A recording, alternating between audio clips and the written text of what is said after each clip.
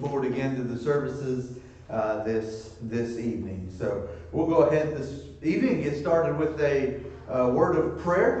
Brother Noah Williams, will you ask the Lord to bless our services? Please, sir. Heavenly Father, Lord Jesus, we thank you for this day, God. We thank you for your many blessings, Lord. God, we just ask you to speak to us this evening, Lord. We thank you for the ability to still have services, God, in these times. Lord, we just thank you for the technology you've given us to be able to still worship you, Lord. God, we pray that you will just continue to encourage us and strengthen us, Lord, and help us to be a light in this lost and dark time world. God, we just thank you for everything. Be the pastor and speak through him. In Christ's name we pray. Amen. Amen. All right. Well, we're going to go ahead and get started right into the service tonight. We're going to start over in the book of Ephesians chapter 5, verse number 16. Ephesians chapter number 5, verse number 16.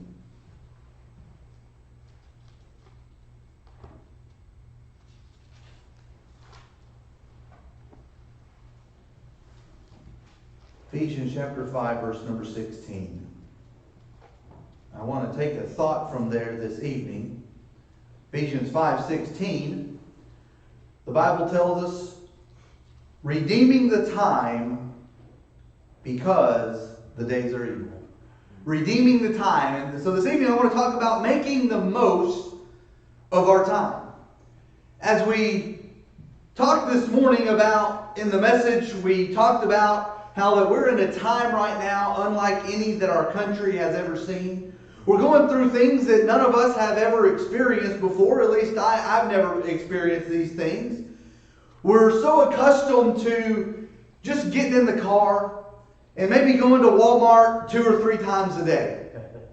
You know, I guess maybe this is a blessing in disguise. I have an excuse now, and my wife says, hey, we need to go to Walmart. I've got an excuse. Sorry, Walmart's full, or Walmart's closed. And so, we're just so used to going about and doing whatever we want and going to Walmart 2 or 3 times a day. Maybe we forget a gallon of milk, and so, I got to run back to Walmart. Well, no big deal. I just go back to Walmart and get it. Or you forget the batteries or whatever it may be, and we're just, it's so easy just to go back and forth to Walmart, or at least it used to be. We're so used to and accustomed to going to the Mexican restaurant, sitting down and eating chips and salsa until our heart's desire is filled. Now we can't go to the Mexican restaurant like we once used to do. Now we got to call it in and get it to go. Here's one that maybe some parents can relate to a little bit more, and that is getting up and getting your kids ready for school. And then sending them off to school, and then when you get them to school, you go back home and you lay back down and you take another nap. You go to sleep for a couple more hours because you're an adult and you don't have to go to school like the kids do. And not that I'm guilty of ever doing that with my kids. I'm always up and at them as soon as I drop them off at school. Here's another one that I know every one of us is missing right now. We used to like to get up in the morning or maybe after work and you go to the gym. Do a workout. And so now we can't do those things anymore. We're so used to going and doing whatever we want, whenever we want. Maybe you're sitting at home and you get bored, and so you decide, hey, I don't have anything else to do. I'll just go over to Best Buy and I'll start looking at some of the TVs and picking out one that I can replace my 55-inch with. And every man needs to replace a 55-inch TV with a 75-inch TV. And so you get bored and you go to Best Buy and you begin to look at the televisions and you begin to think, oh, that one would look good right there by my fireplace. That would look good right there in my living room. And so we've got all kinds of different ways that we can kill time when we're bored. There's all kinds of things that we can do, and we can go shopping and we can go over to Home Depot. And we can look at all the power tools. We can look at all the different things that Home Depot and Lowe's have to offer for the men. And we can go and shop the new toolboxes and imagine how that's going to look in my garage. And so all these different things, if that's not your kind of thing, if you're not into the shopping, maybe it's, we could go bowling. We can go down and bowl a couple games there at the bowling alley. But things are different right now. The CDC is recommending that you stay home. And as we were talking earlier today, and we've been trying our best to get a hold of people that are members of the church, and we've got their phone numbers, and we call on them, and we just want to check in on everybody, make sure everybody's doing okay. Most people have said the same thing. You know, Brother Tony, I'm doing good, but I do feel like I'm going crazy just sitting at home all the time. I got nowhere to go. I can't go to the store like I once used to. And while we used to be such a mobile society, now we're all staying home just about 24 hours a day, 7 days a week. Nowhere to go, nothing to do. We used to say, well, I don't have time to do certain things, Brother Tony. You know, I just don't have time for that. I'm too busy with everything else. Or we're too distracted going here and going there and not being able to do some things that are very important in our life. But now we've been forced to slow down. Now we aren't so mobile anymore. Now we seem to have more time on our hands. And so you're in the same boat that I'm in. And so during this time, I want to encourage you to not waste the time that God has given to us. To not be slothful in our business and in our use of our time. I believe that maybe right now is a good time that we shut off Netflix. That we turn off Hulu or whatever streaming service or television service that we may have at our house. Maybe it's time to turn off The Tiger King. Or whatever documentary is out there that everybody seems to be so fascinated with right now. And I don't know anything about The Tiger King. It's just a meme I saw on the internet. So maybe you're watching that, and from what I've read about it, it's probably not a good thing to be watching. And so maybe right now, maybe the best use of our time is not sitting on the couch and binge watching our favorite TV show. It may not be the best time just to sit around and do nothing and just watch Netflix and Hulu and all these different things. Maybe it's time to turn the TV off and do something more productive with the time that God has given to us. Henry Morris says, time is our most valuable possession and should not be squandered. Lost health can often be regained, and so can money and earthly possessions. But time wasted is gone forever. And so right now, chances are most of us have more time on our hands than we've ever had. Because we're stuck at home all day, every day. No more distractions maybe like we once used to have. We're not as busy as maybe we were a few weeks ago. Now we're all stuck at home and we're bored and it seems like we don't have anything to do. Well, over the next couple of weeks, next couple of Sunday nights, I want to look at a couple of things that we can do to be more productive with our time. That we can use in a better way. The Bible says that we are to redeem the time. It means that we are to make the most of the time that God has given to us. No more excuses on why we don't do these things, because we make those excuses long enough and God said, okay, you're too busy. How about I just stop everything for a little bit? How about I force you to stay home? How about I force you to be at home 24 hours a day? And so God has forced us to be at home. And so tonight we're just going to look at one of those things that I believe is important. One of the things that we should be doing with the time that God has given us. Being productive and making the most out of our time. And very simply tonight, I believe this. That we ought to be spending more time in prayer than we've ever spent before. Right. You say, I don't have anything to do, Brother Tony. Here's an idea. Spend your time in prayer. And we're going to look at 4 different areas or 4 different things that we need to be praying about. 4 things that we need to be taking the time and spending this time that God has given us and spending it in prayer. Now, many of these we've gone over in the last, back in November and probably into December, we looked at some of these. But we're going to go over them again, and hopefully during this time, when we don't have anything else to do, we'll be reminded, hey, I do have something to do. And that's pray. So tonight I want to look at 4 things. Number 1, I believe this. We need to be praying for our missionaries. Yeah. Go with me to Romans chapter number 15. We're going to look at several verses tonight. Romans chapter number 15, we'll be flipping back and forth. But I believe every one of us, now that we've got more time on our hands, we ought to be praying for our missionaries. Romans chapter 15, verse number 30. Paul writes and says, "Now I beseech you, brethren, for the Lord Jesus Christ's sake, and for the love of the Spirit, that ye strive together with me in your prayers to God for me." Paul, as a missionary, is writing to the churches and writing to the church and saying, "Hey, I would like for you to spend time in prayer, and I'm asking you to pray for me." And then Paul goes into some specifics, let me get the word out, of what he wants them to pray for. In verse 31, "that I may be delivered from them that do not believe in Judea, and that my service which I have for Jerusalem may be accepted of the saints, that I may come unto you with joy by the will of God, and may with you be refreshed, and the God of peace be with you all. Amen." So Paul had some very specific prayer requests. Paul had some things that he was in need of, and so he writes to the church and he says, "This is what I need from you. I need you to pray to God for me, and here's what I need from you." So Paul was simply asking the church to pray specifically for him. As I began to think about that in preparation for the message tonight, I began to think about how that I'm so thankful to be a part of this church that has such a giving spirit. Willing to give of our finances, willing to give and to sacrifice. Most of the people, or I'd be willing to say all of the people of our church, I don't think any of us are multi-millionaires.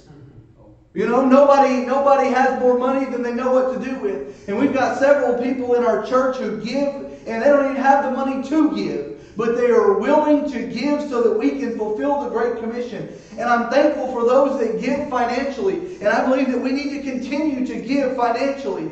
But I also believe this, that there is something that is more important than us giving of our finances. And that is taking our time and praying for our missionaries. Amen. Don't misunderstand me. I'm not saying don't give financially anymore. They still need our support financially. Yeah. They still appreciate our monthly support that we send to them. Hey, they still have bills to take care of, just like you and I do. And actually right now they're probably taking on more bills as they're traveling around for some of our missionaries.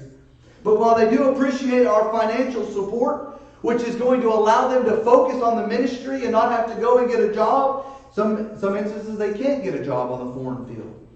But in Philippians chapter 4, verses 15 through 17, Paul talks about the financial giving and how he appreciates that, and I know that our missionaries appreciate that. Philippians chapter 4, verses 15 through 17, Paul deals with that, and he says, "Now ye Philippians know also that in the beginning of the gospel, when I departed from Macedonia, no church communicated with me as concerning giving and receiving, but ye only. For even at Thessalonica ye sent once and again unto my necessity, not because I desire a gift, but I desire fruit that may abound to your account. But I have all and abound, and am full, having received of Epaphroditus the things which were sent from you, an odor of sweet smell, a sacrifice acceptable, well-pleasing unto God."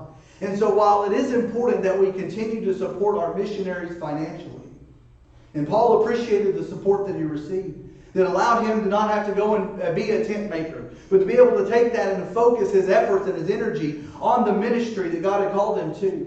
And while that is important to support them financially, can I remind you that they also need something more than our money? They need our prayers. Yeah. Because whatever you and I are going through right now, our missionaries are going through it all over the world, Right. just like you and I. In fact, they're probably going through it worse than we are right now. Some of the countries are going through things that you and I aren't even having to go through. And I was going to bring my phone up tonight, and I forgot. Brother Heath, could you go and grab my phone from over there on the pew? I was just thinking about what our missionaries are going through. We've got the Cox family with us, and they're unable to go to their field right now, and they're stuck here in good old Weatherford, Texas with us because they don't have anywhere else to go right now. But you know what? I also began to have some conversations with some of our other missionaries. And Brother Heath goes through our mission letters and he puts them on our mission board. And he sent me one today. And I just wanted to read that to you, just so we get an idea of what some of our missionaries may be going through. This is from the Valerio family. Missionaries going to the Dominican Republic. Been here a couple of different times and been on the field for a number of years. Faithful servants of the Lord. But I just want to read this to you to give you an idea of what our missionaries are going through. Declaring the gospel to the Dominican people. This is from March of this year. Dear Pastor and friends. It says the Dominican Republic is on lockdown. Everyone is quarantined to their homes. Curfew is from 8 p.m. to 6 a.m. No one is allowed to be out between those hours. Also, anyone over 60 years old will be arrested if they leave the house. They have been told that if they need any supplies, apologize, my phone doesn't want to cooperate. They are told that if they need any supplies, someone younger from the household needs to go get the supplies. Fortunately, there are 2 small supermarkets at the entrance of our apartment complex, so we believe that Ron will be okay to go there. Now, this is the Valerio family. Brother Valerio is down in the Dominican Republic. His wife is here in Weatherford right now. The letter says, Kathy cannot fly back to the Dominican Republic. The flights have been banned from entering the country. She was in the States to have a couple of tests done, which should have been no more than 3 weeks to get everything done. But now she'll have to stay until the ban is lifted. And listen, that's just a portion of it. You know, she's stuck here in America and her husband's down there. And since he's over the age of 60, he's not allowed to leave the house. And if he does, the government has already said that they will arrest him. We've got missionaries that are planning on going to the Philippines. We used to support a missionary there. He's retired, but we've got another young couple that's going to be going there here shortly. And I've got some friends that are over there. The president of the Philippines, because of some of the issues that they're having over there, some of the problems that they're having from the people, the Philippine president has told the people of the Philippines that if you are out and causing trouble, that they will shoot you. And then he said, just to make it clear, to make sure that we're on the same page, if you are out and you're causing problems, not only will we shoot you, but his exact words were, we will shoot you dead. Hey, our missionaries need our prayers. Our missionaries need us in this time of chaos, in this time of trouble, when we have all the time in the world. I'm telling you, I believe that our missionaries need our prayers. I hate to use the phrase more than ever, but they may need our prayers more than they've ever needed our prayers. Many that we support are still going around the country and trying to raise their support. And I know that from some that I've spoke to, they had months of meetings that were scheduled. All those have been canceled. All those love offerings that they were hoping for or expecting to come to help them get down the road and to help pay for their bills and to help pay for their meals and to help pay for their hotel rooms. Hey, listen, all those meetings that they had scheduled have been canceled. That money that they had planned on having come in is no longer there. We got missionaries, the Patrick family, going to Nigeria. They're down in Florida right now, and they're unable to go anywhere. They're stuck down there. For those that have never been a missionary, including myself, we don't understand how hard it is to get a meeting scheduled. The hours and the phone calls that you have to make. For every 20 or 30 pastors they call, they might get one meeting.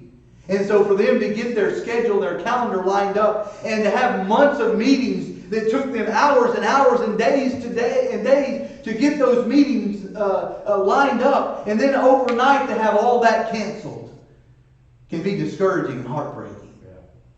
Can't imagine the difficulty of getting those meetings scheduled, then to only have them canceled. Missionaries raising support have no idea when this will end. We don't either. And so here they are in limbo, just stuck there, wondering what the next step is going to be. And so I'm thankful for Brother Heath and all the work that he's put into it here recently. Our church right now is supporting around 65 missionaries. And so with all those missionaries that we support, that means the letters are coming in. Some missionaries send a letter every month. Some missionaries send it every 2 or 3 months. So Brother Heath, on the last few days, has been working hour upon hour to get our missionary letters updated. Been working on getting everything on our board so that we might have everything up to date. And so I want to encourage you, as Brother Heath has been working on that, not only has he been doing that, but many of you have signed up to pray specifically for certain missionaries. If you have the opportunity, he's already put those in your box here at the church. Encourage you to come by and pick them up. If you can't come by and pick them up, give us a call. We'll be glad to put a stamp on them, and we'll mail them out to you so you don't have to get out of your house. But you got all these missionaries and all these letters, and they need us to pray for them because they've got specific needs, and they are writing and asking us to pray for them. And so you've signed up for it. If you need access to those letters, let us know. Better yet, if you need those letters, you just call us. Call Brother Heath. Brother Heath can email it to you. We don't even have to bother going and buying stamps. We don't even have to put it in an envelope and mail it to you. We can instantly send it to your mailbox and your inbox there in your email. And so if you need to pray for the missionary, please contact us. Brother Heath will get it to you as soon as he possibly can. Maybe you signed up for some missionaries, but now you got more time on your hand. Now instead of just praying for 3 or 4 missionaries, you can pray for 30 or 40 of our missionaries. Amen. Hey, you let us know how many you want, and we'll send you a whole bunch of them. Amen. You have access to this. And Paul is writing to the church and saying, pray for me. Our missionaries need us to pray for them. We've got the time. We have more than enough time right now. So we need to be faithful in praying for our missionaries. Not only do we need to pray for our missionaries, I believe this, number 2, we need to pray for each other. Amen. We need to pray for one another. Paul was constantly praying for others. Real quick, if you would, turn with me to Ephesians chapter 1, verse number 16. Look at a couple of verses here. Ephesians chapter 1, verse number 16. Let's start in verse number 15. Ephesians chapter 1, verse number 15. I can probably go faster tonight reading the verses because some of y'all are probably at home using electronic and not having to flip through. But Ephesians chapter 1, verse number 15. He says, wherefore I also, after I heard of your faith in the Lord Jesus and love unto the saints, unto all the saints, in verse 16 he says, cease not to give thanks for you. He says, making mention of you in my prayers. Go to Colossians chapter 1, verse number 9.